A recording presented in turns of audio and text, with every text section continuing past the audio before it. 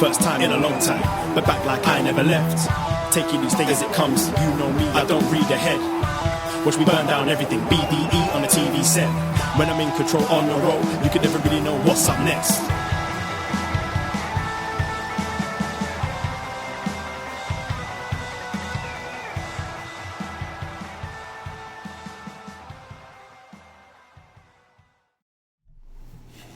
Hello. Hello, hello, hello. Braden Herrington here with Davie Portman for upNXT, postwrestling.com, Apple Podcast, Spotify, whatever podcast app you're using, and of course, Twitch.tv/upNXT podcast. Hello, Twitch Room. Hello, Twitch Room. Yes, it is Tuesday night. It is NXT 2.0, and we are up next, Braden and Davie. We are your NXT friends. Friends. That's right. That's what we do on Tuesday nights. And friendly reminder, usually Wednesday nights, we go on the Twitch too. But BD Elite, we did a bonus podcast last week. That's on this very free feed as well. But no BD Elite this Wednesday as well because... they're on Saturday again for the second week in the row. So go back. You can listen to our review of last week's AEW on this very feed in BD Elite. And I think we'll be putting out something on Sunday as well. Yeah, I might try to watch it. There's obviously you can hear us talk all about Danielson and Suzuki because I don't know what this week is, but definitely we were like, oh, we should probably watch and do a show on that. So I can't remember what's promoted this week, but you've got the Eliminator. First round of the Eliminator. Yeah, that's right. Yeah. Oh, Dustin and Bryan. Danielson. Yeah, that's wild. That's such an interesting. I can't say that's one of the ones I was like, oh, that's something I want to see.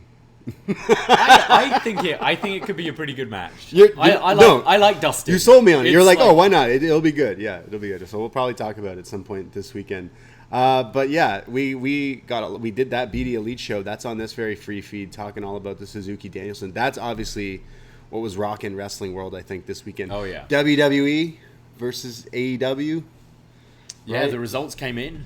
Oh yeah, yeah. What is the results? I believe AEW won in the demo. Okay, demo gods, but like viewership to WWE. So it was pretty close, and like it was a few wins for AEW there as well. Wow. I don't really understand all of this stuff, Yeah. so I just recommend going to Post Wrestling and reading John's coverage of it. Yeah, I'm not too interested in ratings these days. Just people watch so many different things on so many different platforms. So it's like it still shows like the majority of people watching, obviously in America at least. Whereas like even here in Canada, when you look at ratings, there's so much more lower. Obviously, there's a lot less people in Canada, but still people watch things on different things. So obviously WWE crushes when they're on like Fox and stuff like that. So I don't know if AEW will get too close to like going head to head for like a Raw versus some sort of special show, because like SmackDown, even a SmackDown, you could do like a Rampage that's like a full bigger show from like 8 or so. You would have to really stack it, because like I feel like those WWE people who watch Fox are just gonna watch for sure. Fox. Yeah, there's obviously a crossover of fans, but I think people who probably are watching both, I would imagine, would maybe go with AEW, but you're right. So many people just like watch SmackDown every week. That's their thing, right? And not even going to consider moving over. And I totally like some people. There's totally that people maybe don't even know that show kind of exists, who just watch WWE solely like that. But I definitely, like I mentioned, I try watching some of the SmackDown stuff just to kind of see, because Saudi Mania is looking lit. This lineup. This card looks pretty good, to be honest. Yeah. What's this called again? Crown Jewel? Crown Jewel. Yeah. Or as what did our friend Brandon from New Jersey said the other day, he was giving blood. And in America, when you give blood, sometimes you get paid to do it. Right. So yeah, that's crazy. Yeah, that's what I call this pay-per-view. Yeah. What's the card? Hell in a Cell. You got Edge versus Rollins in a Hell in a Cell match. You've got Finn Balor versus Xavier Woods in the final of the King of the Ring. Oh yeah, let's go Woods. Which they wished. Vic Joseph wished Finn Balor luck today. He was like, oh, we got to wish our boy Finn Balor. Yeah, they said we wish former NXT champion Finn Balor luck, but no, they said in the match against Xavier Woods, who was not an NXT champion, but was in NXT. Yeah. Match I'm actually quite looking forward to is Mansoor versus Mustafa Ali. The streak. The Saudi is on the streak. line. Saudi streak. That should be... I think they're going to both want to go out and kill it. Yeah. There. So I'm quite looking forward to that one. Doudrop versus Zelina Vega in the final of the Queen's Crown tournament. Will this match last more than 3 minutes? We'll find out. Goldberg versus Bobby Lashley. Can't wait. He says he's going to kill him. He's going to kill him.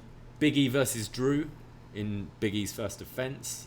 His first pay-per-view defense. RK Bro versus AJ and Omos. Becky versus Bianca versus Sasha. Roman versus Brock. It's pretty stacked, actually. Damn. Yeah, so you're going to watch it? I'll be doing a watch-along, Thursday from 12 noon. Damn. Come join us on this very Twitch feed. Damn. So hang out with us. Twitch.tv/upNXT podcast. Well, not me. I do not want to watch it. It sounds great. I think the most interesting match is the Saudi Streak match. Yeah. Because you know what? Mansoor is great, and Ali's great. Yeah. So, yeah. So you're going to be doing that on the Twitch this week on Thursday. So there's no Dynamite, so we had time to schedule an extra show. Yeah, we're doing a bunch of shows this week. Yeah. Obviously, John Cena Shot in the Dark will be dropping tomorrow on this feed, but... That's where he talks about Dark, Elevation, NXT UK... New Japan Strong, Ring of Honor, all the stuff you don't watch. All of the stuff you don't watch. But yes, we're going to be doing a bonus show this week. So we've got 2 episodes of Up Yours on our Patreon, starting on Thursday with Dead Set, joined by World Champion patron Tony Arthur, talking about TV series which is what if the world got infected by zombies whilst Big Brother was going on? Wow. And the Big Brother contestants are the only ones kind of okay. safe from this. Yeah. So this is the guy who did Black Mirror. Black Mirror. Yeah. So a lot of fun. I'm throwing a bonus show out this week on this feed on Friday. We're calling it The Sesh. I'm going to be joined by our man Neil to talk about the first episode of season 3 of Succession. Right. And this is going to be a weekly thing on the Patreon where I'm going to have rotating guests and we're going to talk about each episode as it happens this season. So if you're into Succession... Yeah, and you're going to have different guests joining you each week. So yeah, look forward to that. But the first one's free this week on this feed. First one's free on this week. If you like Succession. Yeah. Yeah. And then on Saturday, we're joined by Jared Black. Yeah, I mean, we know things are going to happen without knowing they're going to happen. If you listen to us for the past little while, it's like we know we predict things. We said, why don't we do a review this month of Chucky? Yeah. It would be a good time. The show's coming out. Well, then, of course, they announce, hey, Chucky airs on USA right after NXT. There's going to be some cross-promotion. They've announced that Chucky's going to be at Halloween Havoc, which, if you watch tonight, they announce our host, which you would lead to believe gets knocked down or scared off, and our host is Chucky. I would assume in something like that.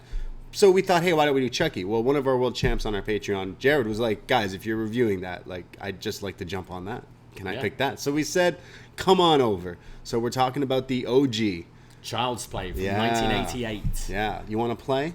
Yeah. Have you seen it before? I have not, no. Yeah, you know what? I watched it last night, and I was like, man, this one's great. But I do not like the other ones. Like Bride of Chucky's ridiculous. Right. Shout out Jennifer Tilly, but ridiculous. Shout out. Yeah. I did see a scary movie this week, though. Halloween Kills. Okay. That came out this week. I know it was on the Peacock, but I saw it in theaters. Yeah, I want to go and see it in a theater. Which it killed, pardon the pun.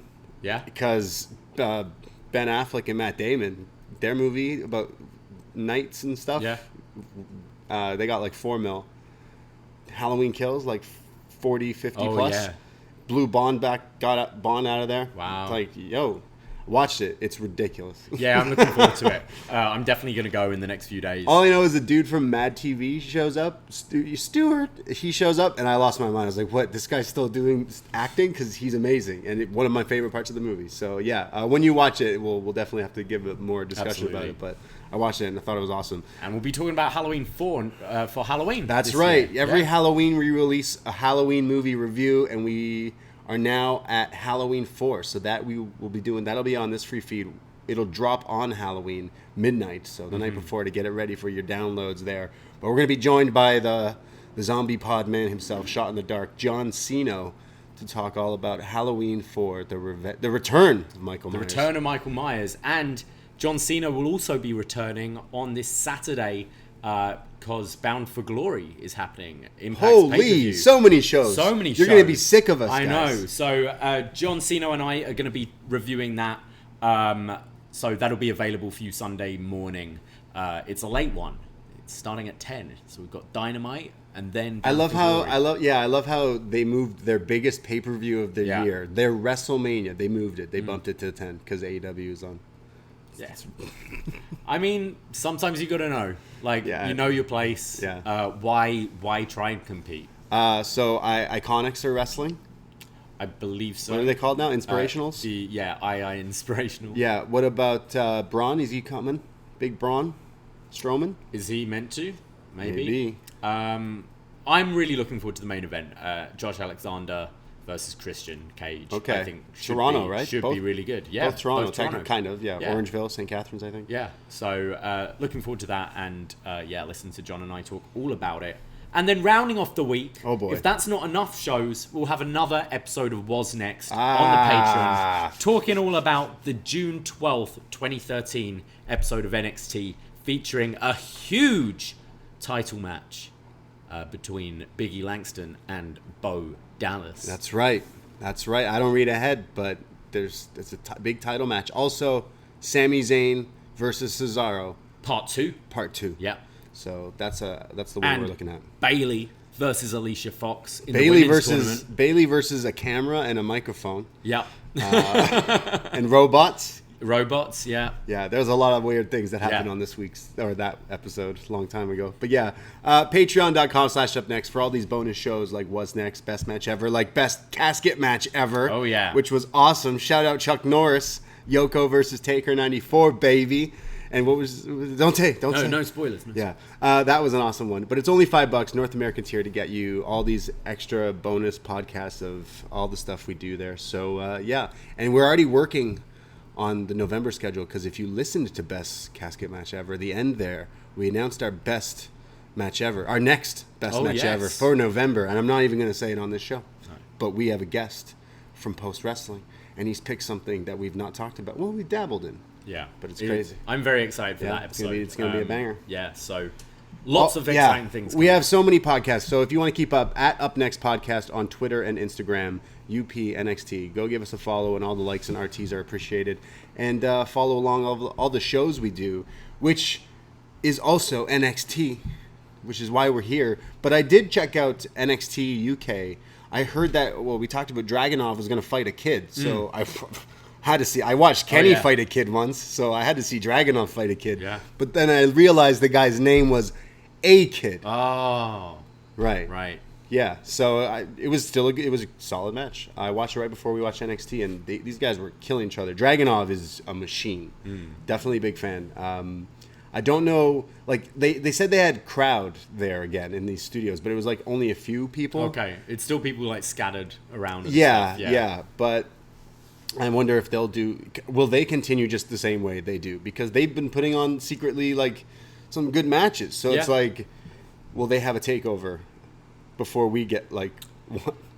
Maybe. I mean, if they think they can draw a crowd for it, like a lot has changed in the last few years. So, yeah, I don't know, but they have definitely been putting on some pretty solid main events this year. Yeah, if they do a takeover, we'll definitely have to cover it, because they got some good wrestling going on over there. But we're here to talk about not NXT UK. We're here to talk about NXT 2.0 from October 19th, 2021. And, I'm sorry. Let's get the cat out the bag right now. When does Kyle O'Reilly's contract expire? Oh, let's not jump there. No, we can't jump there yet. We can't jump there yet. Guys. If you see the image of the show, you might be asking some questions. Oh, yeah. Because I certainly have questions. Yeah. NXT. We start off with, the new champ. We get introduction of the new North American champion. I don't know if we've really mentioned it, but it's Casual Tuesday in WWE at NXT, because Alicia Taylor? What's her name? The ring announcer? Yeah. I don't remember. She was dressed very cash today. We normally see her all glammed up.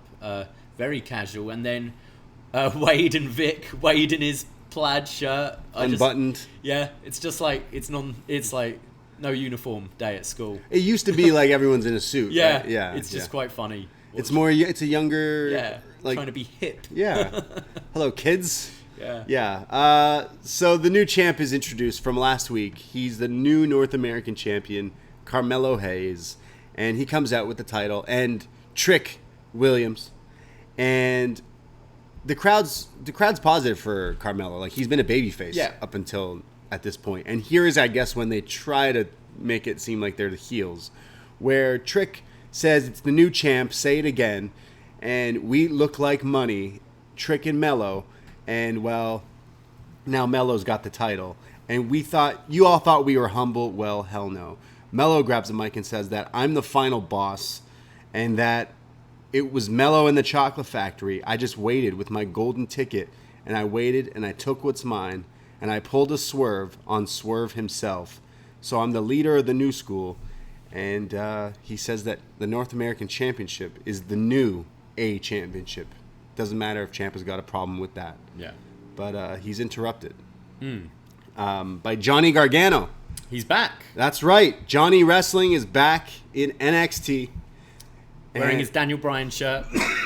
Yeah. Yeah, he does look like no branded shirt, no nothing.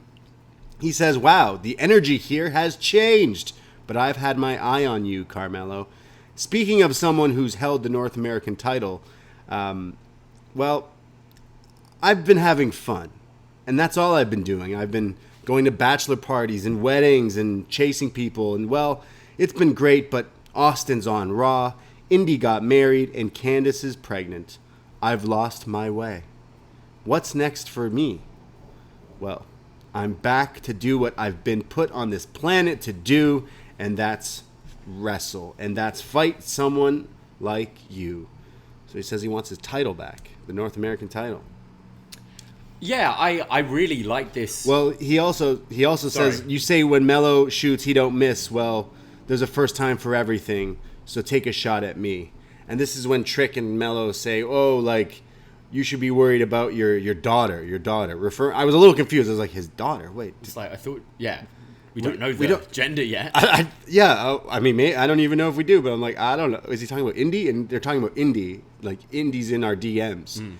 And he goes, well, you shouldn't worry about my daughter. You should worry about my son-in-law. And turns around, and he waves, and it's Dexter Lumis who attacks and puts them in the silence as they run off scared. But Trick left the North American title there. So Johnny and Dexter pick it up, and they hold it. Yeah. There were some things I liked and some things I didn't. Like, glad to see Johnny back. I thought Johnny's promo here was excellent. I like how he's kind of just saying, yeah, I've been pissing around a bit recently. Just having a lot of fun the last year or so, and it's time to be serious again. But now it's a more mature Johnny, you know? Like, he's kind of gone through this. He had the whole underdog babyface run, and then he was doing the comedy heel stuff. And now he's like a bit more of a mature Johnny Gargano. His daughter's married, his son's gone to Raw, and it's like he's going to have more of this veteran run there now, I feel. And I like the idea of him and Carmelo Hayes. I think that would be a fantastic match. Carmelo sounded okay. I prefer him on the mic to Trick. Trick Williams just is overacting so much, and it's terrible, I think. And with them both running off scared at the end, it would just... the acting just isn't there at all with these two. Yeah, for me, Carmelo Hayes has been a really good wrestler from what we've seen, and now we're eventually going to get Johnny versus Melo, which I'm like, sounds great. That sounds great. But when they were cutting their promo, especially Trick early, I was like, okay. And then Melo, he's like, I'm the new leader of the new school. He's just like quoting some basic things here. The chocolate factory thing's cool, but I'm still like, it didn't sound like really... He's a bit in and out. He sounds like... Yeah. I think he sounds quite confident and good, and then he sounds a bit lost And then at times. Johnny Gargano, who, like, you know what? You don't really think of Johnny when you think of big promo guys, but honestly, he definitely has held his own in all his programs. So yeah, I guess he is a pretty good promo, because here he comes out and it just makes you go, oh yeah, this guy's really good at this. So it just kind of made me realize, I actually really didn't like his promo before. But I am super excited to see Johnny back. So that match sounds great. But yeah, the Trick guy. What's the deal with terrible. This guy? I want to like him. So I don't. Yeah, I don't believe he's as cool as he's like playing at all. I bet you he's cooler, but he just can't work it out. He can't act. Yeah. Like it's very like earnest acting, and just like he's trying, but it's just not working at all. Something didn't. He's just bad. Yeah, something did not work with this duel. Like I feel like Carmelo Hayes does not need this guy. It's like watching a school production, I think. Yeah, honestly, with these new people who maybe don't have a lot of background in doing this, maybe you were training to be a pro wrestler, but you didn't train to be. This is where you learn. It's developmental. I get that, but like they should be doing improv. Yeah, like in the PC. Really, that should be a class. They should have improv and acting class. Yeah. Because you can't. You just do these promos in promo. I don't know. Yeah. So much of it relies on acting with the product they're trying to do, that you need to have people that can act. Well, Johnny Gargano versus Carmelo Hayes is not happening next week, because they will announce a match that involves them next week. You can guess, but we're gonna get it eventually, so that's cool. But I do remember there was Johnny's contract coming up to an end, December or something like that. Apparently, Twitter likes to tell me that. So, just saying, maybe that's just his program for right now. Yeah, I don't know. So, yeah, he's definitely an interesting one to watch. Whether he's gonna, because December's coming pretty soon now. Yeah, but he does feel like someone who would want to be in the WWE, but it's not the WWE right here anymore. Who knows? It's weird times. Well, we go to Odyssey Jones. He's gonna face Andre Chase. Don't say it. Andre Chase has got his, what is it? The student section. Yeah. He's got some kids in the crowd who have like his logo, Andre Chase University, and he's like, "Yeah, thanks, guys." It's my student section. Yeah. He goes up against Odyssey Jones and just gets thrown around. He's very good at flopping around like a fish, because that's what happens here. Odyssey's just throwing him everything. If he gets a drop kick off the top rope finally, and Odyssey just to get rid of him off the pin just launches him like in the air. Eventually, it's a big splash from Jones, and he pins him. Yeah, this didn't really do anything for me at all. I'm not sold on Odyssey Jones, to be honest. He has definite like personality, but from what I've seen wrestling wise, it's not really there for me yet. And I just think it's such a shame that we had someone in this role in Bronson Reed, right? Jonah Rock. The big guy. Yeah. That seems to be this kind of role. And I thought he was doing great, and was so much more interesting than this Odyssey Jones character so far. Yeah, I agree. He changed his gear. He looks better. He looks more menacing. Looks cooler. But like, you're doing a big splash. You didn't do like. There's nothing here. No, there really is nothing. The best thing I've seen from him is the gif of him getting the high knee from Roddy on 205 Live, where he just falls over and sleeps, because it's a great gif. But like, that's about it. I mean, sure, he can get better. Like, he's got something about him. He's definitely got a personality and charisma. But yeah, it's just very basic wrestling. Yeah, for me. And so boring. I thought we just had a really good big guy. No, I thought wrestling had moved on. Yeah. That's what big splash. I'm saying, like, punches and big splash. Bronson Reed is what I'm saying. We had that guy, and I don't get it. Yeah, shout out Bronson Reed. Missed that guy. Where's that guy? He's probably wrestling again. Yeah, he's pretty active on Twitter. Buddy Matthews is that guy's name, right? Yes, I think so. Sounds like a sitcom character. Buddy Matthews. Yeah, cop show. Malcolm Bivens and Diamond Mine, they're in some hallway, but they're kind of walking towards the camera. I thought it was a cool shot. And it's very Aaron Sorkin West Wing-esque, wasn't it? Following the guy talking? Yeah. Except Malcolm Bivens is given the address. He's going to go give an address. He says, the Diamond Mine have been working for weeks, and we don't get any opportunities handed to us. unlike all these other people. So tonight, we're going to take some opportunity because our next match is Diamond Mine's Creed Brothers versus Imperium. Yeah. I actually got pretty excited when this was announced. Was it yesterday? Yeah. Yeah, I was too. This instantly had my attention because both these teams are like kind of the wrestlers in this company. And we were talking about how Imperium are just here, but they should be doing a bit more. Creed Bros and Imperium. I didn't really like Creed Bros gear. It was like... It was weird. Like light gray with then diamonds all over it. They've been wearing... Like, they wear the traditional... Singlets. Singlets. Yeah, I have no problem with the singlets. And they were wearing the black with, like, dark blue, and I thought looked good. But yeah, this gray with these white diamonds really didn't look... It looked cheap. Yeah. It looked weird. I still think they're amazing. Just like, oh, your gear before looked better. And Imperium just looking like they are just photoshopped in any magazine. Yeah, I don't think they know what a carb is. They are just jacked. Yeah, these guys look like they would fuck you up, or they're gonna pose on the beach. Yeah, but yeah, and not saying the Creed Bros don't look bad either. They're just a lot like younger and kind of newer. They definitely wear the speedos at the beach as well, don't they? You think no swimming shorts for these two? Yeah, yeah.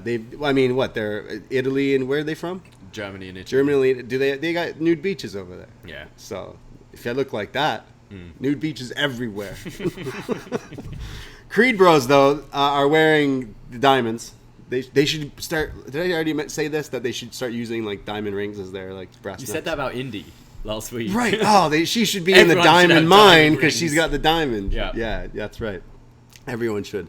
You know what though? These guys, all four here in this match, are awesome because Brutus is in. He's hitting like overhead belly to bellies on Marcel here.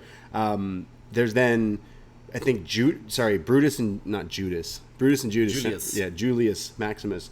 He gets in. He hits this gets this hatch suplex from Marcel there, which looks awesome. Roddy keeps distracting him, and then Julius hits this like T-bone suplex like we saw him do last week.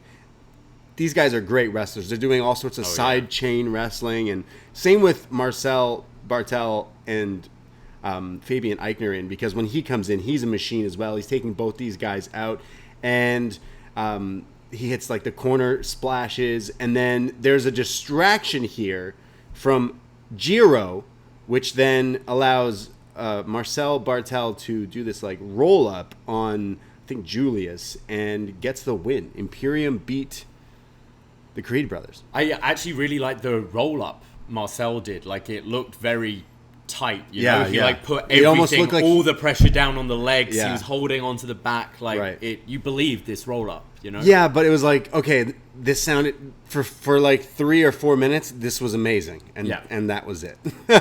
Yeah, like I didn't like the run out at all. I think I could have had the rest of the show just them wrestling, and I would have been okay with that. But the body of the match I thought was very good. Yeah, the Creed Brothers are so exciting to watch. It's like having a tag team of like O2 Brock Lesnar. You know, like right? Yeah, they're awesome. Imperium are constantly putting on good matches on NXT. So yeah, this kind of lived up to it for me. The end, I was sour on the end, but I really enjoyed the body of the match. I just miss how matches would get time, because this didn't get any. I don't know the time. I didn't have a clock or anything on it, but like it felt like it was 3 or 4 minutes when it should have been a 15-minute match, a 10-minute match even, but it didn't even get that. So that's why I was kind of like, all right, maybe we run it back. But yeah, I definitely want to see these two go at it more. That feud sounds more interesting than Creed Brothers versus Jiro and Kushida, which they're setting up. Yeah. But I think the tag division could be in kind of looking up and down the card with this new NXT. The tag division might be the kind of strongest bit right now. They're focusing Creed on Brothers, it, yeah. Imperium, MSK, Grizzled Young Vets. They've got a lot of good people in there. You mentioned MSK. They show up and attack Imperium from behind. They beat them up, and then when Nash Carter's kind of sticking his head through the ropes while they're on the outside on the bottom of the ramp, he's telling them, "You want to fight? You want to fight?" And it's Lee who does a crazy swan dive over the ropes on top of them, and then they say, "You want to fight us? Well, next week, Halloween Havoc, NXT, tag titles on the line. Happy Halloween, bitches. So Imperium versus MSK, and they've also added a stip to it. Oh, yeah. Spin the wheel. Make a wheel. Spin the wheel, make a deal for the NXT tag title match next week, Imperium MSK. This sounds great, and this felt like the double turn this week, right? A little bit. You had Imperium working babyface that whole match with Marcel Bartel just being beaten down for most of it. The crowd were definitely cheering on Imperium in that match. And then the attack from MSK with a crowd that don't really like them anyway. I think this was it. I think this was the double turn. For me, it was, because, I mean, the crowd is always booing them here at MSK. I don't know why. People say it's because they said something mean about Izzy. Right. So everyone hates them. But I don't know. They have been getting, like, annoying recently. Yeah. Which I think has helped with the turn. But yeah, it'll be interesting to see next week. I'm really looking forward to this match, actually. I think this should be really good. I think we'll love MSK if they're heel. Yeah, probably. It would probably work better for their character. What do you think the stip will be? Well, we know it's not going to be a ladder. So it's going to be some sort of street fight, hardcore. It should be a tornado. Elimination. 2 out of 3 falls. Okay. If it's 2 out of 3 falls, which I can't think of a funny, scary Halloween pun for, but if it's that, Imperium could win it, and that they show that they're like the wrestlers.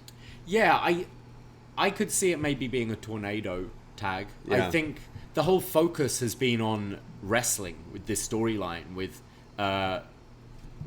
Imperium being like you kind of make a mockery of it, and the mat is sacred, all of that. It seems weird that a stip would then be like street fight.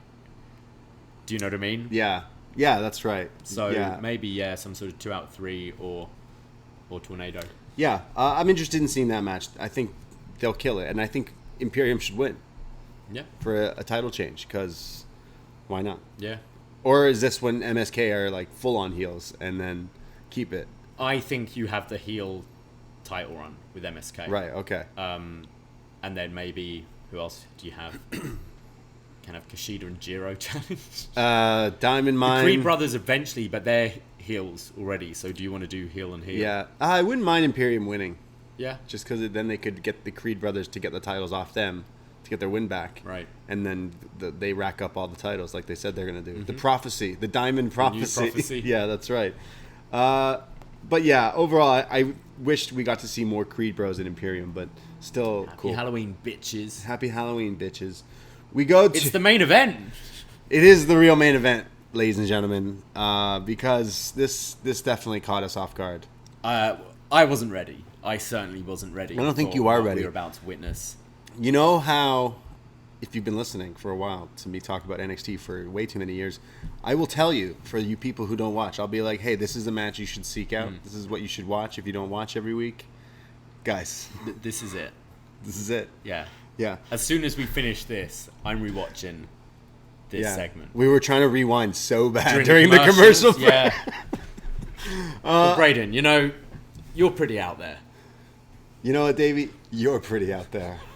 Let's talk about this video package, vignette, whatever you want to call it. Kyle O'Reilly is out in the woods with his mountain bike gear, and he's waiting. His blue plastic sunglasses. His blue sunglasses, and he's hanging out. It looks like a glorious day somewhere out there in Florida.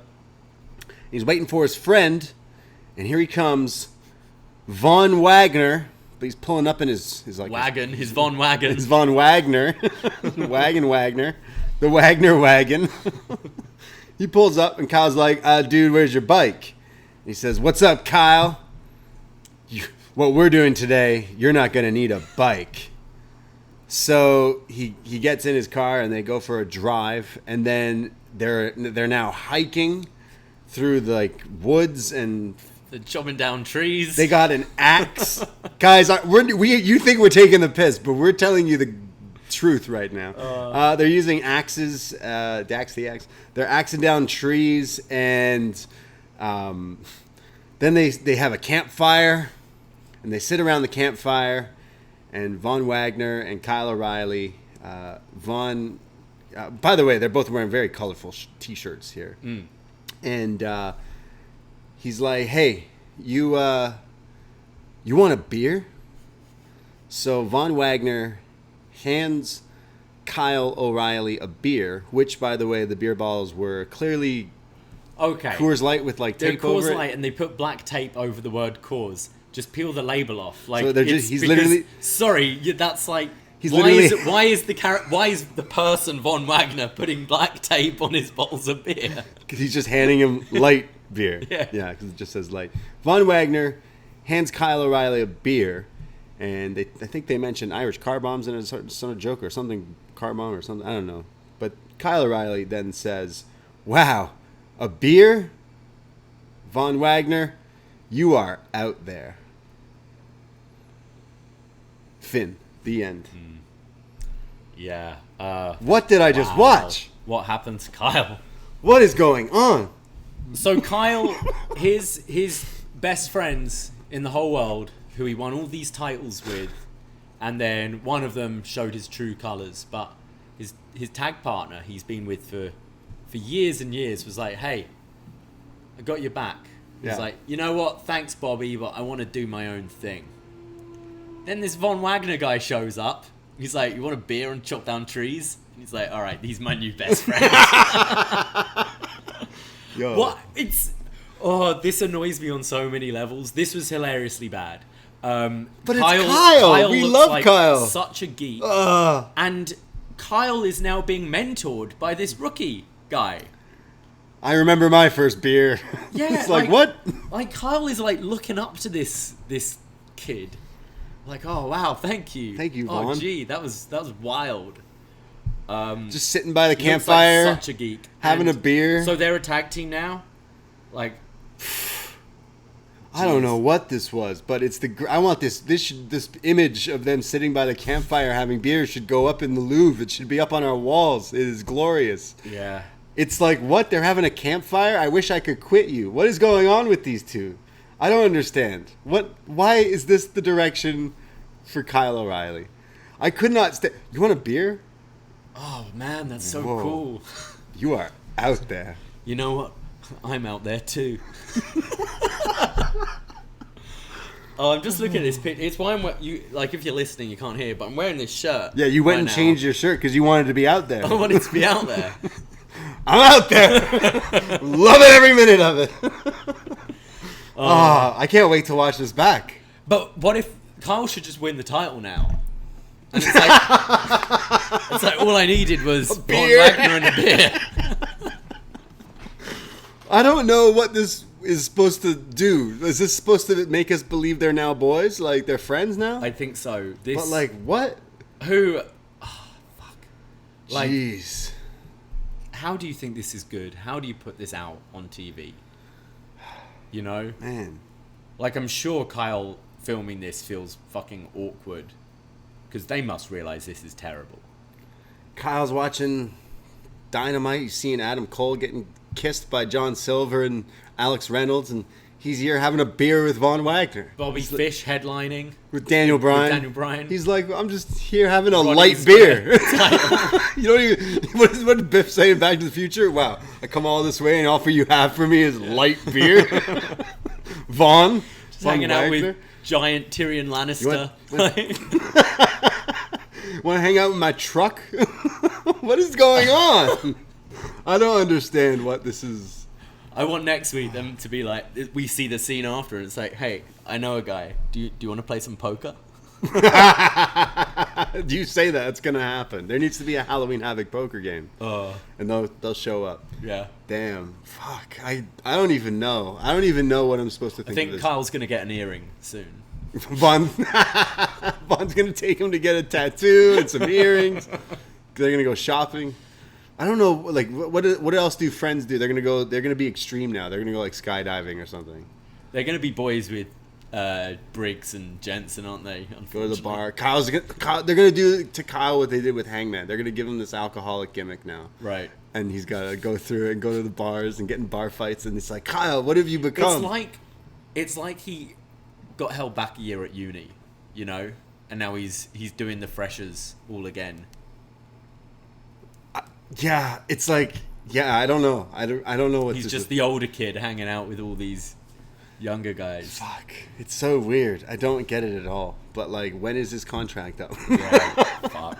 Because Kyle O'Reilly was so... I thought this was going to be the year of Kyle. Yeah, they fucked us up. They fucked us with this NXT. This was going to be the year of Kyle. He was going to be the champ. He was going to have another killer match against Finn. We needed that Finn match. He's going to have a fucking Lion's Den fight pit with Karrion Kross and win the title. Like...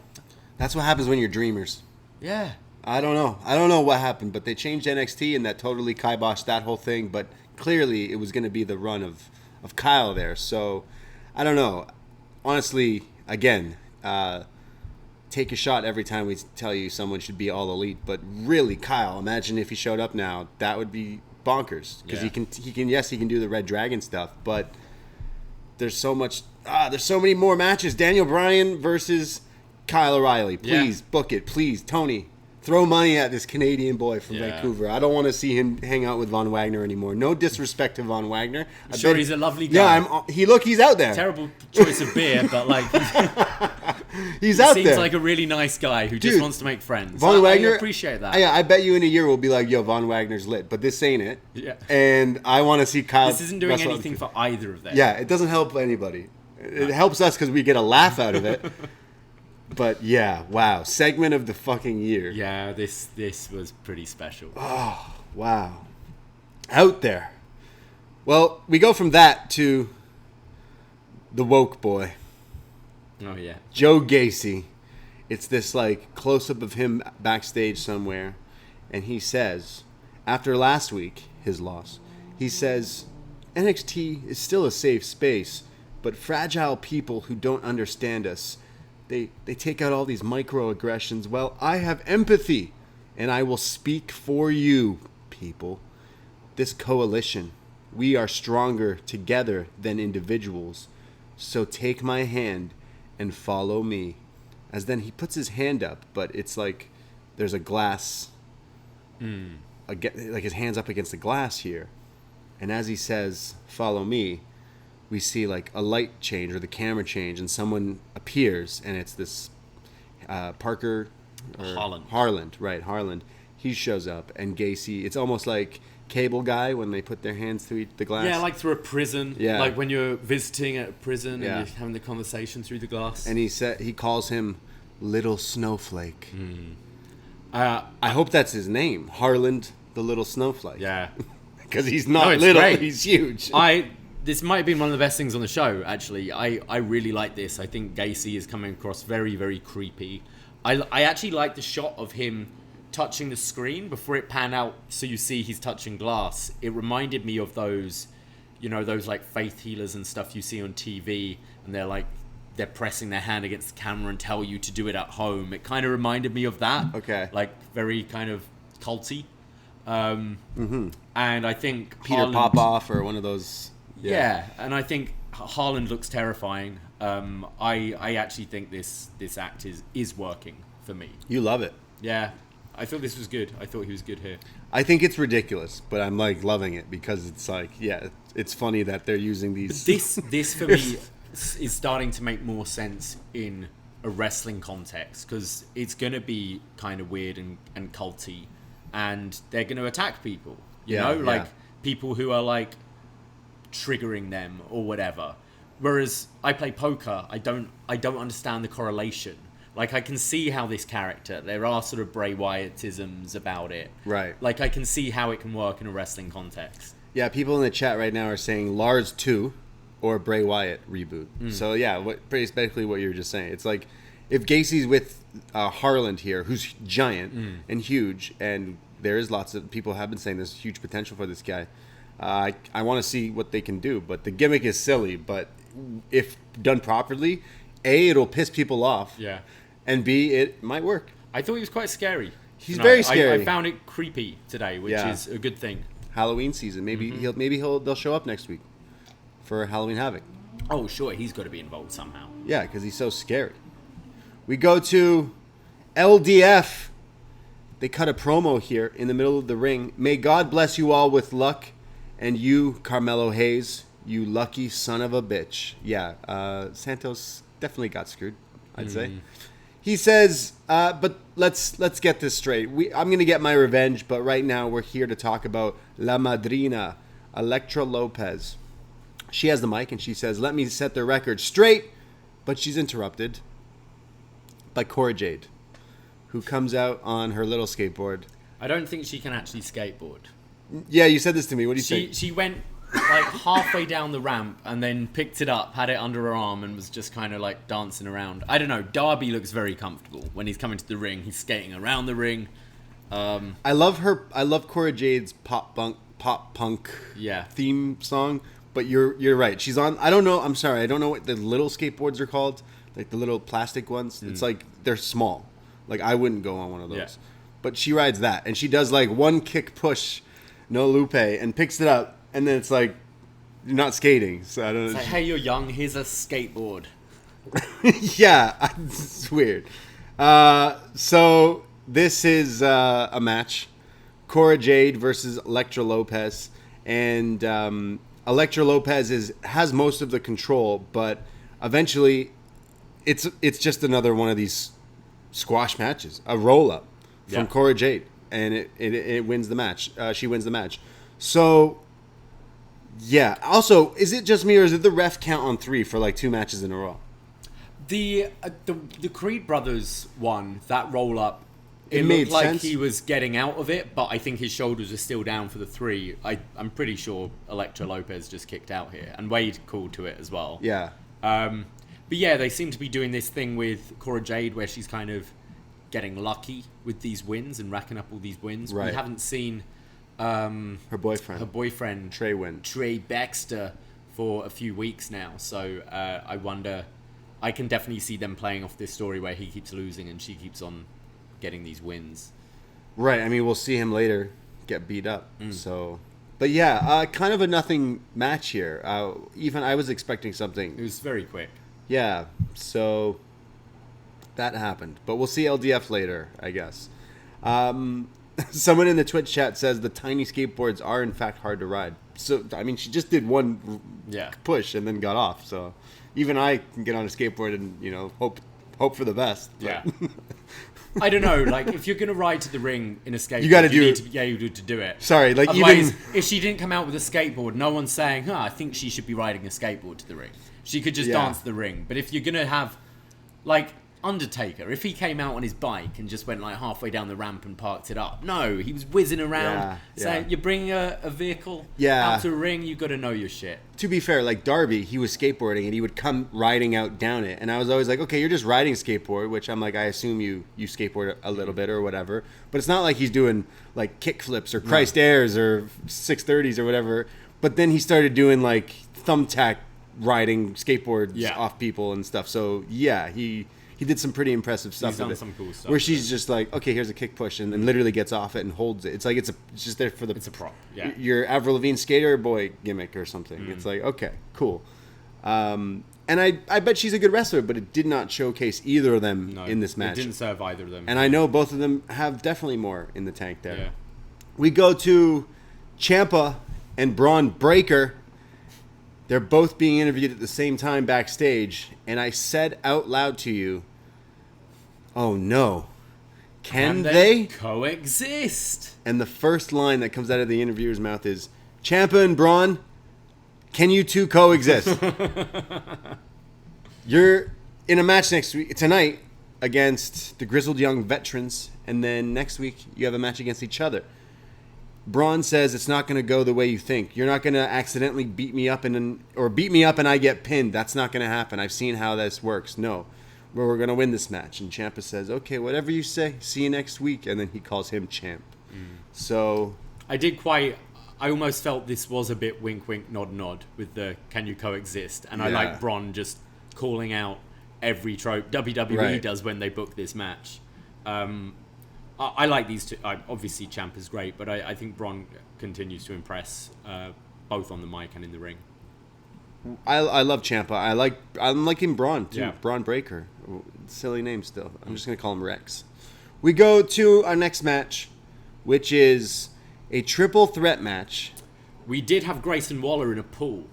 I can't believe I missed that. Yeah, there was a video from the weekend where he was in his pool and he's like, I want to make it official and become the host of Halloween Havoc. And then we saw LA Knight saying, hey, no one throws a party like me, like LA Knight, and I want to be the host.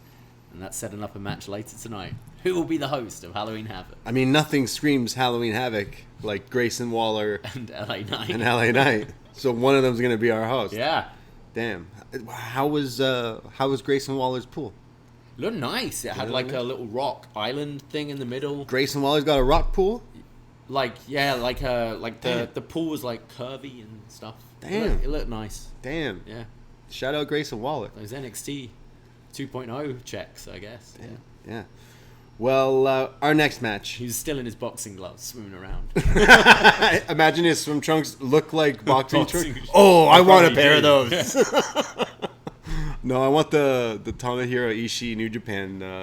Oh yeah, trunks, like the tight ones. Yeah, I'm gonna buy myself a Christmas gift. It's just gonna be New Japan underwear set. Yeah. Okay. If they have swim trunk ones, they'd be good. They'd be great. Ishii swim trunks. Coda, you get Coda. Yeah, probably. Yeah, but they'd have to be long though. You wouldn't do the Speedo, I don't think. Yeah, like little short. Yeah, yeah. Could do that. Because like the swim trunk, summer's over now. Remember when Okada went really short and everyone's like, oh, I feel kind of uncomfortable about it. There's a lot of leg Showing there. Too much leg there, Rainmaker. Yeah. Damn. Well, let's go to our next match. That makes total sense. It's a triple threat match because next week there's going to be a triple threat match. All right, let me fill you guys in. Next week at Halloween Havoc, it's the Women's Tag Championships on the line. Io and Zoe, the champs, defending against Gigi and Jacy, and Persia and Indy. However, tonight, a member from each team are going to wrestle in a triple threat singles match, like 3 people in this match, 1 from each team. And the winner gets to spin the wheel. Spin a random wheel. A wheel that is random. So it doesn't matter who wins. It's just Nothing who matters. Gets It's chance random. To spin it. Yeah. Winner gets to pick the stipulation off a wheel, maybe, but no, winner they don't gets pick to spin it. it. They're Who just cares? spinning it. Oh, yeah. Okay. It doesn't give them any leverage whatsoever. No. Okay. None at all. So this is a brawl early on here. There is a cool spot where Persia catches Jacy in a power slam position, and then Io drop kicks Jacy onto her, so it's like a Samoan drop kick kind of combo here, which looked cool. Persia goes onto the outside, and this is where things kind of take a change. Jacy Jayne goes for a tope suicida, but her feet get caught in the ropes, and she goes face first and just eats the ground. Yeah. Very scary moment here. Persia and the referee right away are checking on her as the camera quickly then cuts to Io, who gets up, and Persia just helps Jacy get up because Io then hits this like... You've got to take this moonsault. Picture-perfect moonsault to both of them on the outside as they go to commercial break. When we come back, they tell us on commentary, Jacy's no longer in this match. Yeah. The EMTs came out and they took her away. She can't wrestle. That's all I know right now. But from watching this spot, very dangerous. It made us both scream when we watched it. Hope she's okay. But yeah, just like you can visualize, or maybe you've seen it. But I'm surprised it doesn't happen more often. Yeah. But yeah, it was a really nasty landing there, and you could see Persia. Yeah. Persia could tell something was wrong right away. But yeah, made for an interesting rest of the match. So now the match is just a singles match where it's Persia and Io, who I'd say are both kind of this tweeny babyface role, who kind of get a little heelish, but really the heel was Jacy, and you'd figure the heel would spin the thing, you would imagine. I don't know. Well, now it's Persia versus Io, and I guess this must be so difficult because you could see the ref was trying to talk to Io and try to tell her some things, but we know Io's first, language is not English. Yeah. So, and Persia's Australian, so it must be hard to talk to her. Well, just it being these two, we've seen times happen. There was the when Alexander Wolf got taken out in that War of the World. No, what was it called? Worlds Collide match. Imperium versus Undisputed Era. But everyone in there are veterans, and they're calling it on the fly, and even then it at times got a bit okay, what's happening? But they're people that work with each other a lot, Io and Persia, like this is Persia's first match, is it not? She's wrestled like once or twice on NXT TV, but I think. She's can't be used to like WWE like live TV matches yet. And as you said, Io, English being her second language, like this must have been really hard. And I actually give credit to them for being able to. It wasn't great, but like just being able to get through this because it must have been scary. It must have been during this break where they really had to hustle what was going to happen and what was going to go on. I think it was still picture in picture, but yeah. When we come back, so they tell us that Jacy's out, so it's Persia and Io. Persia's on the attack here. She counters Io, who's going for this Hurricane Rana, and does this like sit out Batista bomb on her, which looked awesome, I thought. Io gets out of it. Eventually, there's a few strikes, a flying drop kick, and then the crossface. But Persia finally gets out of it. Io drops her and then hits the moonsault and pins her. So honestly, like, shout out Persia and Io for continuing this and getting it done. But you could tell it was very messy. You could tell they're like, all right, what should we do here? Yeah. Okay, you kick me. So, but I hope Jacy Jayne is okay because that was I've scary. not heard any update yet on the Twitter, but that was scary. Yeah. So this match was a mess, but I'm happy that, or I'm hoping that there wasn't any serious injury because they got a wheel to spin. Oh yeah. So Io and Zoe spin it, and it's revealed that next week, Jacy Jayne, I hope she's okay because she's going to be in a Scareway to Hell ladder match. This with these people, I'm kind of a bit nervous about it, especially after what we just saw tonight. Obviously we've seen Io in ladder matches, but she's undefeated in ladder matches. Thank you very much. Is she? And she better not lose next week. That's right. Yeah, but the other kind of women in here, I do kind of worry a little bit with a ladder stip. Yeah, I mean, we don't know any updates, but I could see them changing this to, if Jacy cannot compete, then just to 2-on-2. 2-on-2 it should be. Yeah, maybe. And I think Io should lose in a ladder match because I think they should lose the titles to Indy and Persia. Yeah, I mean, maybe they were gonna go with this toxic attraction thing. I'm not sure. The toxic prophecy, another prophecy here, all the gold, but I don't know. I could see it with them, but who do you like? You can't replace her with Mandy if she's out. Because she's in a match. So, I don't know what you do with this. I'd give it to... I want to... Maybe... I don't know. But it's a ladder match. Also, Scareway to Hell. Usually, Hell is that way. The other... So you're climbing to... Wouldn't it be a... Right? It would be the other way around. Below Hell. Right. We're below Hell and climbing up to Hell. I don't know. Yeah. Well, that's what's going to be the match next week, but shout out Jacy Maybe it's Jayne. an upside down ladder match. They got to climb down to somewhere. That sounds like some sort of TNA. That would be they got to get the title from Hell. Well, you know TNA climb back up. King of the Mountains. You got to put it up. Right. Yeah, this is TNA. You got to put the title up there yourself. Yeah. That's how you win. We go to Legado del Fantasma are backstage and they are attacking Trey Baxter. They're beating him up, and Cora's just being held back by Carmelo. Carmen Elektra? No. Elektra Lopez. Elektra Lopez, my mistake. She's like mocking her and telling her, like, see what happens as they beat up Trey Baxter, but he's saved by Briggs and Jensen. Yeah, the mechanics. Yeah. They show up, and it's just this whole brawl. Flannel. Yeah, they're wearing their flannel. Like, they're matching Wade. And they're beating those guys up. It's just all chaos.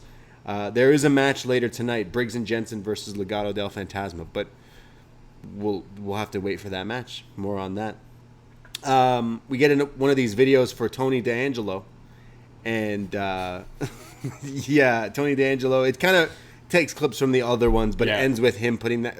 Sorry, I didn't say that. I didn't say allegedly. Anything. According to I didn't say anything. Okay. Sorry. It leaves with Tony D'Angelo's trunk, and it seemed that it was shaking and there was noises coming out of it. Actually, I don't know if it was his trunk. It was probably someone else's trunk, but he was just standing near the car. Yeah. So more on him later because Tony D'Angelo's in action. He is. Later tonight. We get a video for Solo Sikoa. This guy, we don't really see what he looks like. He's boxing in the streets. From the streets. Says he's from the streets and the streets are talking. No, wait, that was Tony D'Angelo. Solo Sikoa, he does say he's from the streets. He says something about scars don't go away, but the pain I bring will last forever. And he's going to debut next week at Halloween Havoc. Solo Sikoa. Our insider producer, John Cino, Shot in the Dark, he has told us that Solo Sikoa is in fact a brother of the Usos. Oh, okay. So doing a little Google search, this guy looks exactly like one of the Usos. Really? I mean, his last name is probably Uso. No, I don't know if that's their... What's his name? His real name? Solo Sikoa. No, I mean, that's his new NXT name, but yeah.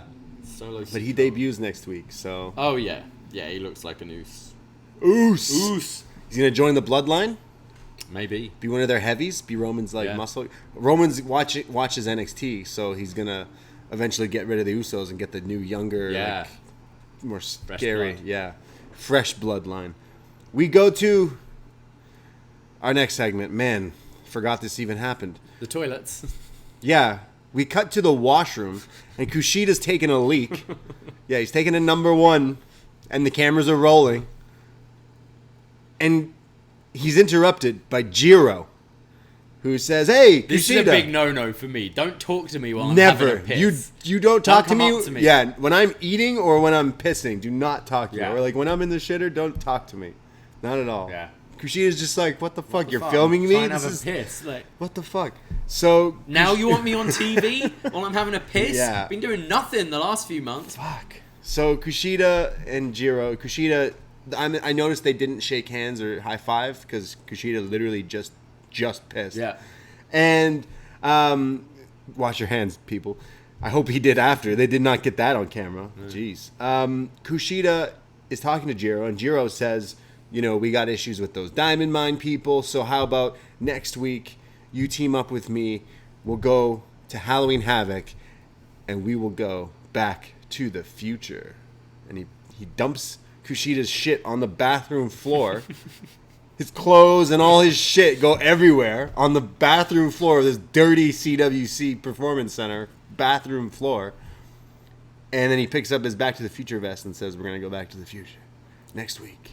So do you think we're having like a Back to the Future theme match? Are we going to have some sort of time travel match? No, he's just going to dress up. He's just going to wear this? He's going to wear... Jiro wears the blazers. Yeah. He's going to wear a Doc Brown white blazer to go with him. But, sorry, who thought doing an angle of a vignette or a backstage promo between two guys in a washroom was a good idea? Yeah. Sorry, is that how the two Japanese guys, they just have conversations in the bathroom? That's fucked up. What the fuck? Why? Why is it? I don't understand. Anywhere else. Literally anywhere else in this place. He could be in the gym. Catering, in the gym. Like, there's a lot of places. There's a lot of places. Let's just watch Kushida piss. Sorry, Von Wagner and Kyle go to a fucking campfire, but this guy's got to talk to this guy in the shitter? Also, like, this would have been so much better in Japanese with subtitles. Just be like, hey, during the break, we had some cameras in the, let's say it's the locker room. We've translated it for you. You could pre-recorded this. I think it would have probably been way funnier. Yeah, well. Jiro was talking to Kushida while he was taking a number 1. Like the two Japanese guys, why would they talk to each other in English when their English isn't very good? I don't get this at all. Wouldn't you talk to each other in your real language? This pissed me off more than anything I've seen in NXT 2.0. Why are these guys hanging out in the bathroom? Just that's where they're having the promo. Literally anywhere else would have worked. Backstage, Jiro confronting Kushida in the locker room. Hey, I got beat up. Can you help me out? We're boys. But no, the guy's peeing. Is it because Jiro is this humorous comedy character? Yeah, well, it's not making anything funny. It's like making everything just seem like, why should I, pardon the pun, give a shit because they're hanging out in the bathroom? Like, what? So dumb. So dumb. I'm done. So I get to see Back to the Future next week? Fuck. Are they going to come out of toilets? Like, what? I just didn't get it. Who does this show now? Bruce Pritchard? I don't know. They were. Yeah, it feels like it. Definitely feels like it. What is going on in this show? So next week we're gonna get Diamond Mine versus Kushida and Jiro. Back to the Future. Our next match, Tony D'Angelo. He's gonna do it because winning is tradition. He's going up against, I believe this guy's name is Feng. Feng. Yeah. He's one of the new PC guys as well. We've not really seen much of him here. The crowd is super hot for Tony D'Angelo, and he's kind of wrestling around this Rue guy. He's putting him in different holds, different wrestling holds, and then puts him in like a headlock, and then starts to give him noogies. Yeah. And he goes, but Rue comes back with like a few strikes of his own to get some offense and a spin kick. Tony kind of has to reset himself here, but eventually hits that northern suplex, keeps it locked, and then picks him back up for the fisherman spinning suplex, the sleep with the fisherman suplexer, as I think we called it, and gets the win. Tony D'Angelo wins in a pretty quick squash match. Yeah, I kind of felt exactly how I felt first time I watched him. I think right now it's focusing on this character more so than the actual wrestling. It looks like he can wrestle, but it feels very dated for me. Yeah. If it didn't feel I mean, clearly it's like this 80s character of wrestling, but what is your gimmick? I'm Italian. It's every stereotype, because after the match, he's being interviewed, and he's talking about his grandfather Junior, which is Junior, the big glasses Sopranos, guy, right? yeah. He says his grandfather June. Shout out June. He says he gets asked a question. Hey, what happened to that producer from Lashing Out? Lash Legends producer. He's gone missing. What? Oh, I don't know. Maybe he went on vacation or something. Hey, sweetheart. And then he grabs her hand, and he's got like a bunch of bills he's got lots of money in his hands, and he puts it in her hands, and he says, sweetheart, go get yourself something nice and forget about it. He was worried she was a snitch. He says, don't be a snitch. Don't be a snitch. You know what happens? Snitches get stitches. Yeah. I don't know. He's funny. I'm kind of like moved on from this. We thought we were, but I mean, we saw that we're like, it didn't do anything that it hasn't, like, the first time we saw him. So it's like, it was kind of the same thing. That's it. I don't see this developing really much more than this. And it's fun for now, but right. I don't really see this as it's a Fandango, you know? It'll be hot. It's a Adam Rose thing for me. Like, it'll be a gimmick that'll be fun, but I can't really see it developing any more than this. Because maybe he's actually a good wrestler. He has some cool moves, but he definitely hasn't shown it yet. So once that kind of shows, we'll definitely, get to gauge how we feel about him. But right now, it's all about his love triangle, or his love interest. I think, some drama going on. I wonder. So the whole gimmick going on for the rest of the show was like he didn't do it, and Wade's scared. Like, oh, he didn't do it. What are you talking about? Like, don't say that. Don't say that.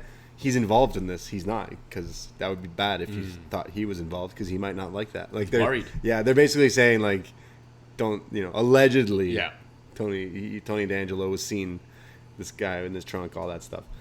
Well, we go from the stereotypical Italian gimmick to the poker guy gimmick. Oh God. We go to the poker room with Duke Hudson. He's in his Aladdin vest.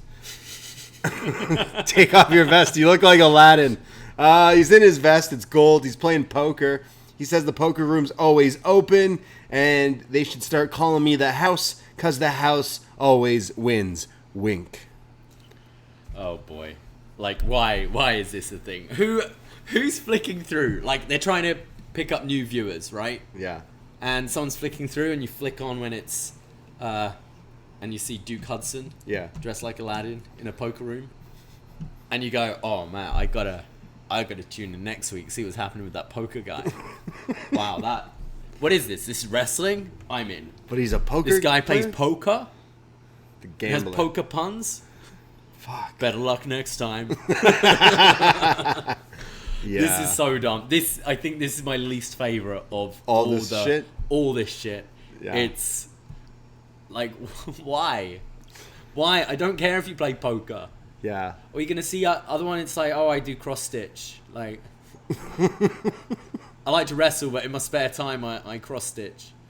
I mean, they really spin the wheel, make a deal with all these gimmicks, because like they spun the wheel and landed on poker player when clearly we need a janitor in NXT because Kushida's shit is all over the floor. Maybe this guy is lucky you didn't get that gimmick, but. I mean, we got to start seeing other characters come to the poker room, don't we? I assume so. We've been saying that since they've shown this, but like I howl laughing whenever this guy comes we on. were laughing. We were having a gas because it's like almost like it's not real. It's like it's a sketch. It's not real. It's like a wrestling sketch show comedy thing that's like, yo, imagine there was a poker player gimmick. He's going like, I see there are 2 kings, and but I've got the 5, so all in. Yeah, it's like he's taking us through him playing. It's like, what the fuck? Hearing his inner monologue while he's playing poker. It's the most least interesting thing. I don't care. Like, what? Apparently in Impact, Swingers Palace, the casino there, has just come to an end. So coincidence? They saw Duke Hudson was doing it and like, nope. Oh, too bad. End of an era. Yeah. Yeah. Well, we got the poker room. Get it. With Duke Hudson. Can't wait. We're gonna have the skater girl's gonna show up. Oh, she's not old enough to play, I don't think. There's the woke guy's gonna play. We gotta have after their beers, Kyle and Vaughn and Tony D'Angelo. Yeah, they're all gonna play together. Cameron Grimes probably likes to flutter. Tony's gonna scam them out of some money. Yeah, Tony's gonna steal Cameron Grimes' money. Kyle and Vaughn will just be talking in their own conversation. And who else? What other gimmicks do we have that were added? Yeah, you got to have Tony in there to take someone out, right? Tony D'Angelo's going to take Grimes' money. We didn't see Grimes this week. No dating Grimes. No dating Grimes. Out of all the things they scrapped. Well, Grayson Waller's already ditched him because he wanted to host Halloween Havoc. So now maybe he's free next week. So I don't know what's going on. We need a poker game, though. Halloween Havoc poker game needs to happen. We see Briggs and Jensen backstage, and they are being attacked now by Legado del Fantasma. And they say that they have a match with them, but they're not going to make it, so they're going to win by forfeit. But Briggs and Jensen are like, no, we're fighting manly men, American men. We're brawlers. We're not going to give up a fight. So they make it down to the ring. Sorry, this attack beforehand, where you see, it was Jensen who'd been attacked, and Briggs finds just laid out. Briggs finds him. He does the Darth Vader at the end of Revenge of the Sith. Oh God! He goes, Legado! Before being smacked with a steel chair in the back. It was fucking brilliant. Oh man! Oh, Legado! No! Well, the match is still happening, and that's what I shouted. No! So, LDF have control here because the other guys are injured. You know what? LDF still work really nice. Raul Mendoza with a nice splash off the top. Oh, beautiful splash. Yeah, it looked really good. Escobar keeps getting involved. He's wearing his Riddler outfit, and he keeps air guitaring because he was air guitaring to Briggs and Jensen's theme earlier. So he just keeps doing it. He's like, Kyle's got a different gimmick now. I can do it. Yeah. There's then... they eventually, because they just got beat up earlier, they're no match for LDF right now, and eventually it's the Enziguri side Russian leg sweep, your favorite move. Double team there, and they win. Yeah, LDF look good as always, but Briggs and Jensen just, aren't cutting it for me, I'm afraid. Yeah, the Mechanics 2.0 isn't working. They need Sylvester Lefort. Maybe, yes, they do. They don't. Yeah, I mean the tag team division is still rich here. Just like you totally clowned Legado with Santos not winning the title. It's like I'm glad Legado were a big focus though this week. Okay, because they were on the show a lot. Because it was shitty with Santos. Yeah. Well, we go to the real main event. A prime target. Now, we've praised the prime targets before. We've had them for all the big matches here in NXT. So the next one is probably is it okay to say it's probably the best one yet? They topped themselves with this one. Yeah. Absolutely. Prime target, Raquel Gonzalez and Mandy Rose. Yeah. That's right. Next week, Raquel Gonzalez versus Mandy Rose. Halloween Havoc, women's title on the line, and it's a prime target, and it's showing Raquel being the champion, what she's been through, training in the gym, working hard, being the champ. And then Mandy Rose, who's hanging by a pool. Her pool is nice. Big rocks in the pool there. Just, driving nice cars. A very impressive challenger, right? Yeah. Just, looking like she's ready for her main title match. And it cuts to Raquel saying, you change your hair color every week. That's what you're worried about, your looks, while I'm in the gym. I'm training, I'm studying. That's why I'm the champion. Then it cuts to Mandy Rose, just driving a car. She says, I look this good. I shouldn't be second best to anyone. I should be the champ. That's the prime target. She made a very compelling case. She did. That's why it was probably the best one so far. In fact, after we watch Kyle Von Wagner, we got to watch this one back. Oh, yeah. 100%. Yeah. Yeah. I'm looking forward to this match. This was very... look, they know what they were going for. They're going for the male audience, and it worked. Right. Mandy looked great. That's... Let's not beat around the bush here. Right. That's what they were selling us here, was Mandy looking hot. But they're kind of playing into it with the story. Raquel's this working champion, and maybe Mandy isn't as focused. I am quite looking forward to the match, but yeah, this is a great video. It was the best. Cowboy face emoji. Cowboy face emoji. Yeah, it was probably my favorite prime target. Yeah. Out of all of them. Although Mandy needs to work on that tan. She definitely over tan. Not in this video, but because it's probably filmed a little while ago. But have you seen the tan she's got? She's looking like Brandy Rose. Now? Yeah. Really? She got left out in the sun a little bit. Indy looked tan this week as well. Everyone's getting tan. They got Roddy's guy. Yeah, it's getting cold here in Toronto. We need to go to Florida. Yeah. Mandy Rose, Raquel Gonzalez. You think Mandy takes it? No. Okay. Because I think with the, I thought Elias is returning. I think it could be Dakota who returns after the match to set up a rematch with Raquel. So you wouldn't think she costs Raquel the title? Perhaps, yeah. But that would be kind of silly. I feel like Dakota would want to get the title from Raquel. Right. Yeah. But yeah, I see... I think Raquel holds. Okay. But I think they've made Mandy seem like a credible threat. Yeah. What do you think? I wouldn't mind definitely the rematch of Dakota and Raquel. I think Dakota should win it. Yeah. I think Dakota, if she's not moving up. Yeah, 100%. I think so. Raquel could move up. So yeah. Yeah, and then Mandy can fight with Dakota eventually afterwards. Yeah. So and we can get a prime target again. Mm-hmm. So it'll be okay. Yeah. Yeah. So maybe we'll see. Yeah, we had a video for one of these things. You could always go Mandy EO.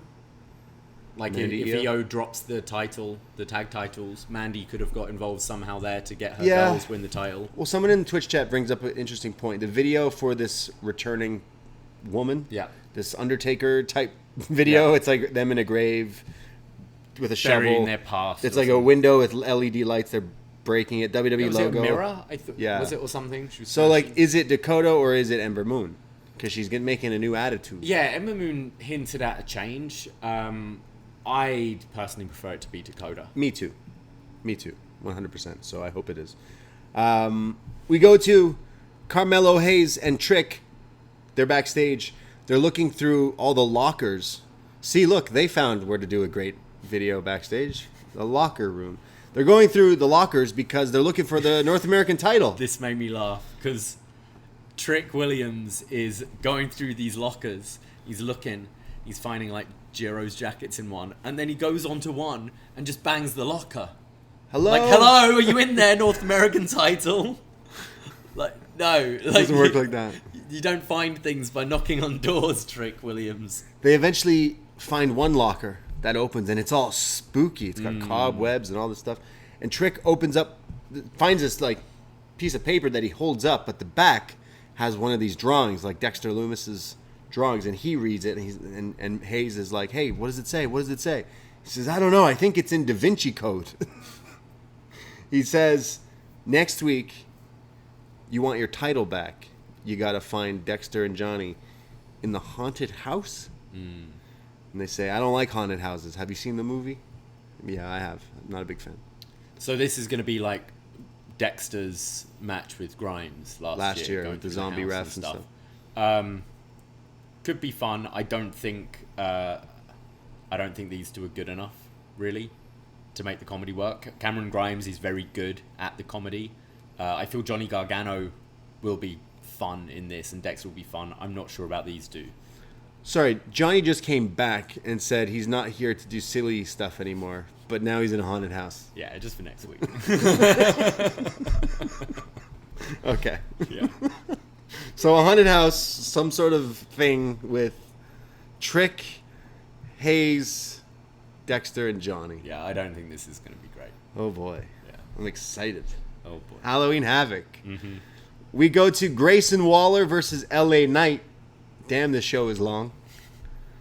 Grayson Waller, LA Knight. Winner apparently becomes the host of Halloween Havoc. There's Grayson with some offense in on Knight, but he gets hit with this slingshot shoulder block from LA Knight for a near fall. Honestly, guys, another squash match as LA Knight beats him with the party foul. I didn't even think I got to see enough of Waller. Waller's impressed. He's impressed, but nothing happened in this match. No, there was... LA Knight bumped around a little bit and then just made his comeback and hit his move. Yeah, I think you're right what you said earlier with it's probably Chucky who's going to get rid of LA Knight hosting this. I think LA Knight will be good in that role. But yeah, this match we just didn't get enough. I think there could be a good match there with these two. Yeah, I mean, I genuinely just didn't care about the match, first of all, because I'm like... I don't care. Yeah, I don't care. I don't care. But it should be Chucky, I think, that takes him out and then, I don't know, murders him. Something like that. Just kill him. Yeah. He says, I'm the host, and you love it. So, yeah. Main event. Mm-hmm. Main event time.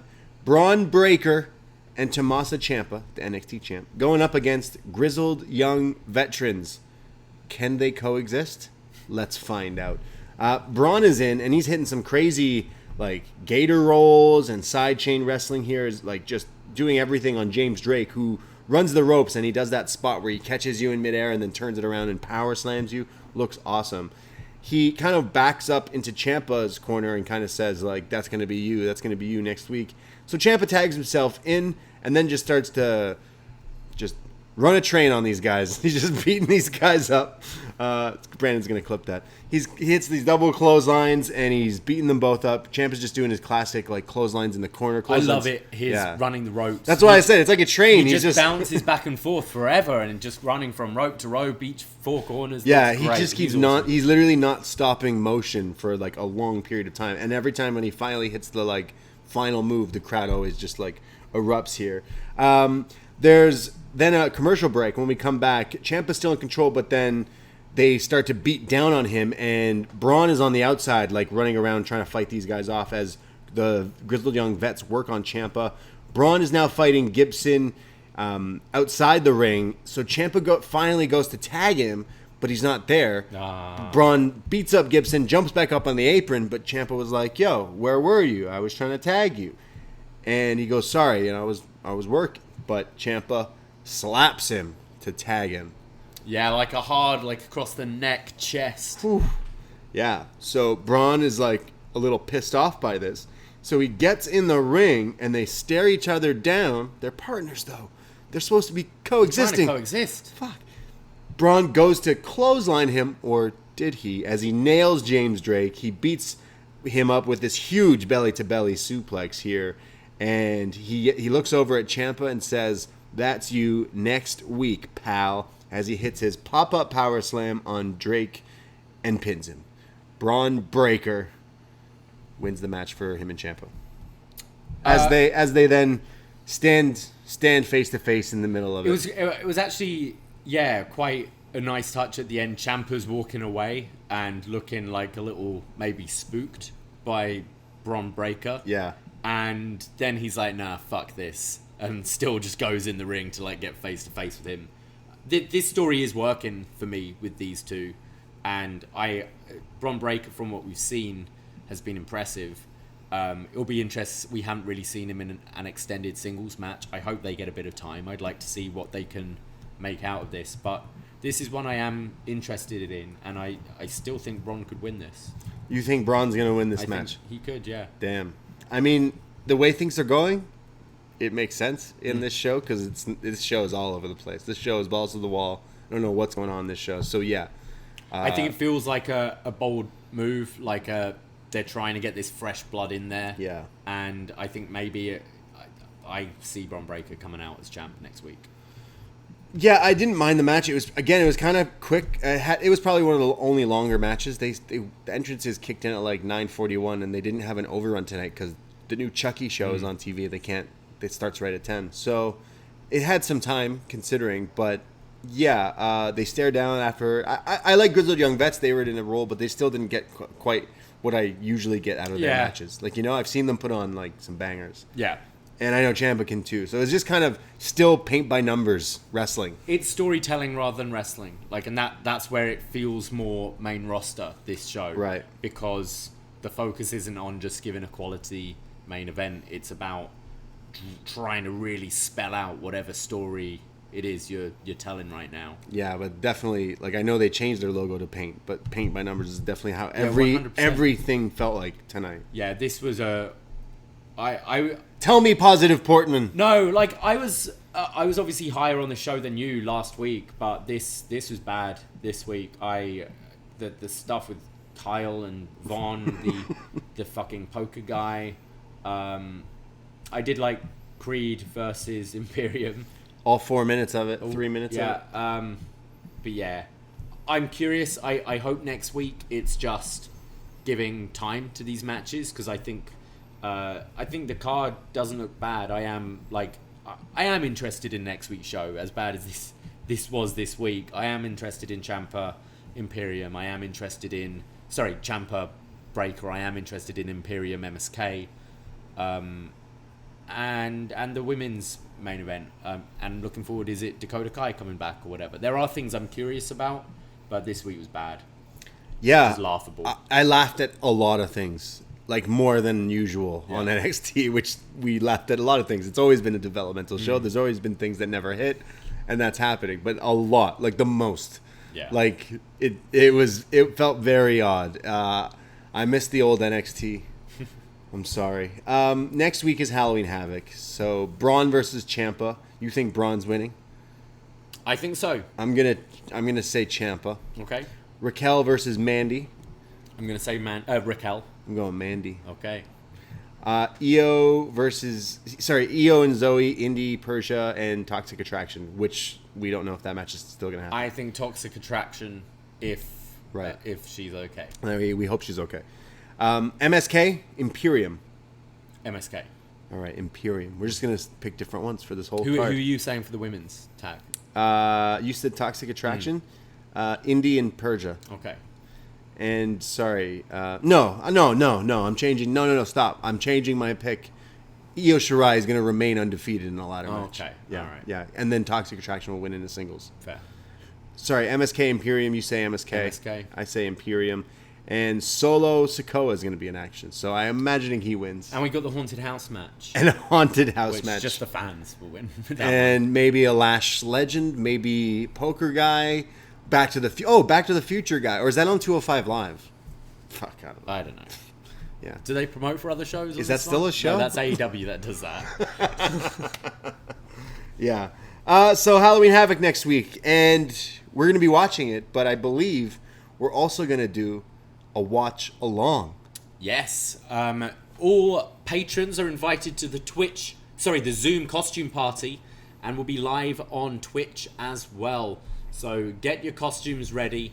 Last year was so much fun.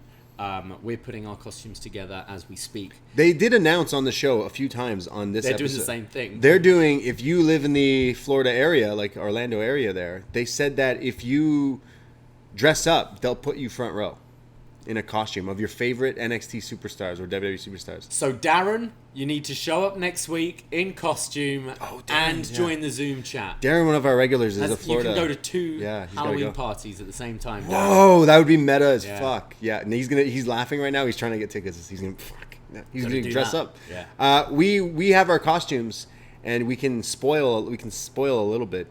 They're not. We had them all planned, but then we saw Kyle and Von Wagner. So I mean, now we got to be out there. Yeah. But we have costumes that are not NXT, but are wrestling related. Yes. So join us for a watch along of Halloween Havoc. I project that no one shows up because NXT is dead. Oh, I think we'll get people. We will be in costume on a watch along of Halloween Havoc on Twitch, and then we'll take a little hiatus and set up and then go live 10:15 for our Halloween Havoc post show on Twitch as well, twitch.tv/upnext podcast. But we do have some feedback from tonight's show. Yeah. Feedback, we have forum.postwrestling.com where we post up, or our Facebook group, which is upNXT group on Facebook. But I see MJ from NJ writes in, I tried to watch NXT 2.0 tonight. Johnny Wrestling came out. They actually tried to make it like Indy is his daughter. They are still going with this. I turned off NXT 2.0. The show is better coming from you guys as an audiobook anyway. Miss you guys. No, miss you too. Not a fan of NXT 2.0. We go to Corey, who says, hi. Io pretty much proved why she's the best women's wrestler in NXT tonight, with being able to guide Persia through a match that had to change after Jacy's scary botch. That being said, I think a ladder match is an absolutely awful idea after how sloppy tonight's match actually was.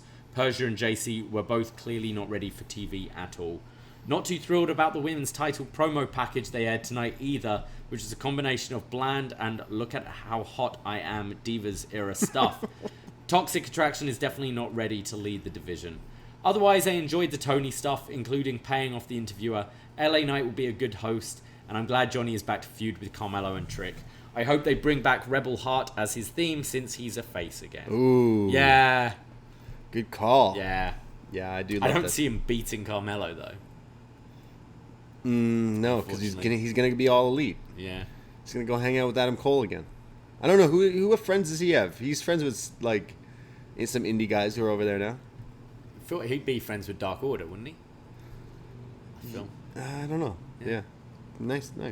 We have one more here from Dylan, who writes in, Carmelo versus Johnny sounds fantastic. Just didn't need Trick talking so much in that segment. A student section cheering for Chase is brilliant. Creed Bros Imperium was great. Finish protected the Creeds a bit while keeping Imperium strong heading into their match.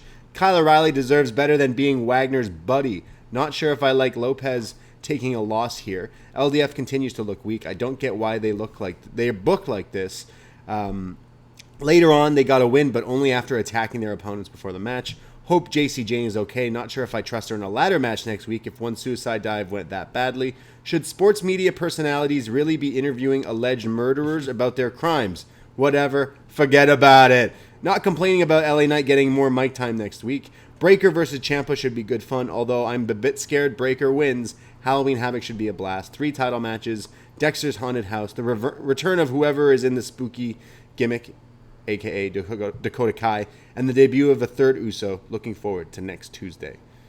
See you next Tuesday. Yeah, we'll see you next Tuesday. Yeah, so that's next week. Halloween Havoc, that was this week. Again, we have so many shows coming out. We got your Bound for Glory, TNA, sorry, don't call them TNA, fuck that owl. Impact Wrestling, Bound for Glory show coming out with you and John Cena. We got so many shows on Crown the Patreon. Jewel Watch Along. So many things. First episode of The Sesh. Our Succession reviews coming out this week. So many shows. Yeah, but check us out because we'll be doing Dead Set, a review of that, a review of the original Chucky movie. We mentioned Child's Play, best casket match ever. That came out. That was a lot of fun. And so much more. And it's patreon.com/upnext. But go give us a follow on all the social medias and stuff. We appreciate you guys listening and checking us out. All the shows. So many podcasts. Again, you're going to be sick of us by next week. If you're not already. Yeah, if you're not already, we're sorry. Next week, Halloween Havoc. Happy Halloween, bitches, right? That's right. Yeah. At upNXT Podcast, Twitter, Instagram, and I myself, Braden Herrington. You can find me on Twitter and Instagram. I'm at the Brady. And I am at Davie Portman. Take care. Goodbye. Be safe. And you, me, and all of us, we're just out there. I'm out there too. Ahoy!